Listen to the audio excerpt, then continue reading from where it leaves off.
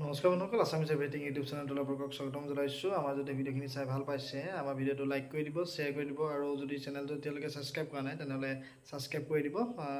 High school শিক্ষাৰ্থী পৰীক্ষাত উত্তীৰ্ণ হোৱা সকলোলৈকে শুভেচ্ছা জ্ঞাপন কৰিছোঁ। আজি আপোনালোকৰ এডমিশ্যনৰ প্ৰচেছটোৰ বিষয়ে মই ক'বলৈ আগবাঢ়িছোঁ আৰু দেখুৱাই যাম। ন'টিফিকেশ্যন আহিছে, কি ন'টিফিকেশ্যন আহিছে আপোনালোকে ভিডিঅ'টো স্কিপ নকৰাকৈ চাই যাব। এখন ন'টিফিকেশ্যন আহিছে অসম উচ্চতৰ মাধ্যমিক শিক্ষা সংসদ চমুকৈ AHSECৰ পৰা 22 তাৰিখৰ দিনা, আৰু ইয়াত আপোনালোকৰ যিটো অনলাইন এডমিশ্যন প্ৰচেছ সেইটো 2024-25 কাৰণে মুকলি কৰি দিছে। আৰু সেই প্ৰচেছটো আপোনালোকে দৰ্পণ এডমিশ্যন পৰ্টেলৰ যোগেদি আজিৰ পৰা সকলোৰে বাবে মুকলি কৰিছে। আজিৰ পৰা আপোনালোকে অনলাইন কৰিব পাৰিব। মই কেনেকৈ অনলাইন কৰিব ইয়াৰ পিছৰ ভিডিঅ'ত মই আপোনালোকক বুজাই যাম। গতিকে আজি দেখুৱাই গৈছোঁ যে কি ন'টিফিকেশ্যন আহিছে। গতিকে যিসকল ইলিজিবল কেণ্ডিডেট, যিসকলে মেট্ৰিক পাছ কৰিছে, তেওঁলোকৰ এডমিশ্যন প্ৰচেছটো এই দুটা ৱেবছাইট, যি দুটা মই ডেছক্ৰিপশ্যনত দি দিছোঁ, সেই দুটাৰ যোগেদি আপোনালোকে আবেদন কৰিব লাগিব। অনলাইন নকৰিলে কোনো ধৰণৰ ইনষ্টিটিউশ্যনত আপোনালোকে এডমিশ্যন ল'ব নোৱাৰিব। আৰু ইয়াৰ বাবে 23/4/2024 পৰা 2/5/2024 অনলাইন এপ্লিকেশ্যনৰ সীমাই বান্ধি দিছে। আৰু ইনষ্টিটিউশ্যনে মেৰিট লিষ্ট প্ৰিপেয়াৰ কৰিব লাগিব 3 মে'ৰ পৰা 4 মে'ৰ ভিতৰত।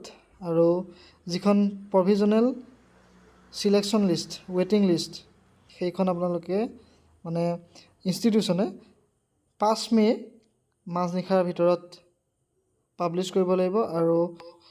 আৰু সেই কলেজ যিসকলখিনিত আপোনালোকে এপ্লাই কৰিছে, সেইখিনি মেৰিট লিষ্টত আপোনালোকৰ যদি নাম আহিছে, আপোনালোকে যিকোনো এখন কলেজৰ পৰা আপোনালোকে এডমিশ্যন ল'ম বুলি সেই অফাৰটো আপোনালোকে একচেপ্ট কৰিব লাগিব। তাৰ বাবে আপোনালোকে সময় পাব 6 পৰা 8 মে'লৈকে। আৰু আপোনালোকৰ একচেপ্টেঞ্চৰ পাছত ইনষ্টিটিউশ্যনে আপোনালোকৰ এডমিশ্যনটো কনফাৰ্ম কৰিব। সেয়া 9 পৰা 10ৰ ভিতৰত আপোনালোকক কনফাৰ্ম কৰিব লাগিব। এইখিনি গাইডলাইন দিছে ইনষ্টিটিউশ্যনক। গতিকে এইখিনি আমাৰ কোনো ধৰণৰ প্ৰয়োজন নাই। আমাৰ প্ৰয়োজন আছে এইখিনি, যিখিনি ইনষ্ট্ৰাকশ্যন ষ্টুডেণ্টক দিছে। আপোনালোকে অনলাইনৰ যোগেদি দৰ্পণ পৰ্টেলৰ যোগেদিয়ে কলেজ এপ্লাই কৰিব লাগিব কলেজৰ বাবে। আৰু মেক্সিমাম 5খন এপ্লিকেশ্যন দিব পাৰিব এজন ষ্টুডেণ্ট, অৰ্থাৎ 5খন কলেজৰ কাৰণে এপ্লাই কৰিব পাৰিব।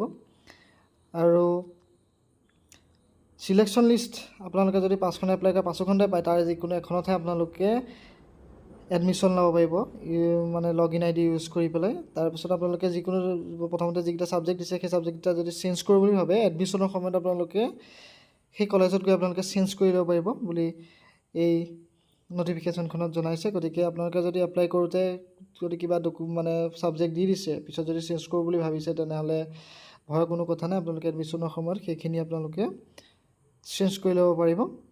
গতিকে সকলোৱে যদি এতিয়ালৈকে অনলাইন কৰা নাই, আজিৰ পৰা মুকলি কৰি দিছে, আপোনালোকে অনলাইন কৰক। আৰু 5খন কলেজ আপোনালোকে ছিলেক্ট কৰিব পাৰিব মেক্সিমাম। গতিকে কোনো কথা নাই, ছিলেক্ট কৰক। তাৰপিছত যেতিয়া আপোনালোকৰ মেৰিট লিষ্ট প্ৰকাশ কৰে, আমি আপোনালোকৰ আগলৈ নতুন এটা ভিডিঅ' লৈ আকৌ আহি যাম।